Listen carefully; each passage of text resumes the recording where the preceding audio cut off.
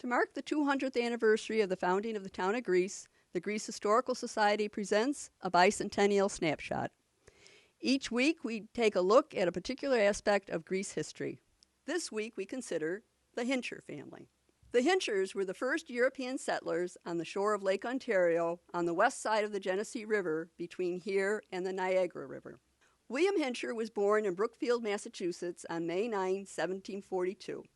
In Massachusetts, his family name was Henshaw.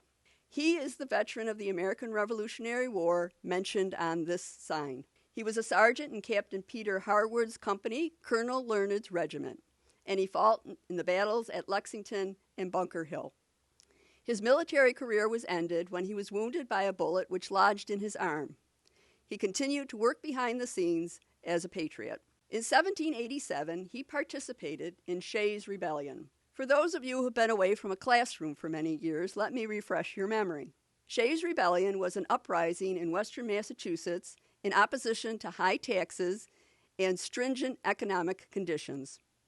Armed bands of men forced the closing of several courts to prevent execution of foreclosures and debt processes. Shays led a force of about 1,200 men in an attack in January 1787 on the federal arsenal at Springfield, Massachusetts. That attack was repulsed.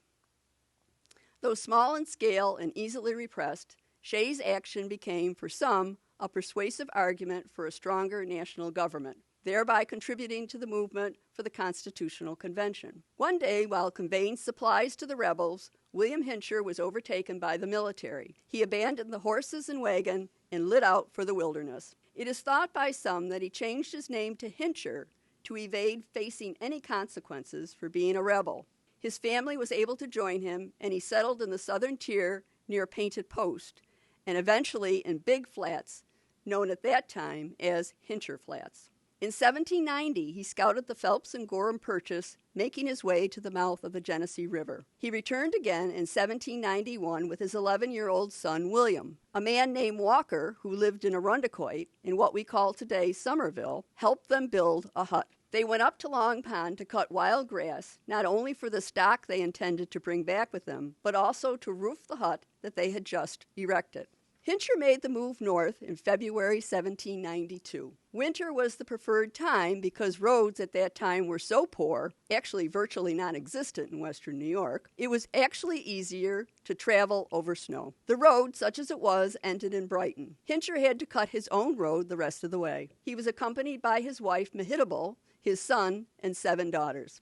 Their worldly goods were piled onto a sledge and pulled by oxen. One daughter, named after her mother, who lived to be 100 years old, when asked what Rochester was like when she arrived, answered, "Why, bless you, there was no Rochester then. There were woods and swamps, bears, deer, rattlesnakes, and Indians, but no Rochester." Mehitable Moffit Hincher was born in Sturbridge, Massachusetts on February 4, 1745. Her parents came to the colony to escape religious persecution in Scotland. Mehitable was William Hincher's second wife. She was a strong pioneer woman. On the trip to her new home, she was on horseback, with her 2 youngest children often attached to her person. She led the way with nothing to guide her but blazed trees. One day, she was far ahead of her husband, who walked with the oxen-drawn carts and the livestock, looking for a place to spend the night. Darkness was descending, the snow was high, and she became lost. But she didn't panic. She persevered until she saw a light glimmering in the trees. It was a rough cabin that the rest of her family had already arrived at to spend the night. Here is a map drawn by Ed Spellman showing the Hincher Cabin.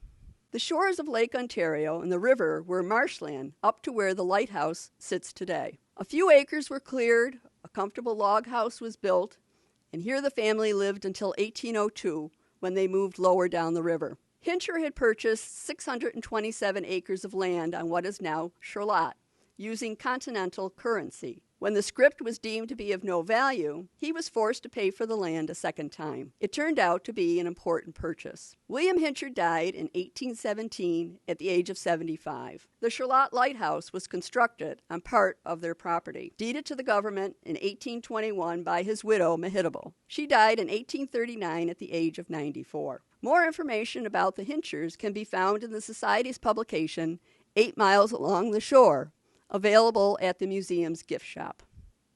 Thanks for joining us this week. Next time we look at King's Landing. This is Maureen Whalen inviting you to join us next Tuesday for another Bicentennial Snapshot presented by the Greece Historical Society. Want to learn more from the Greece Historical Society and Museum? Then click that subscribe button for more content and hit that bell icon to get notified when there's more Bicentennial Snapshots.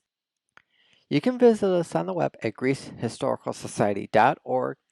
You can find us on Facebook at Greece Historical Society. You can follow us on Twitter at GreeceNYHistory, and you can stop in at the Greece Historical Society at 595 Long Pond Road.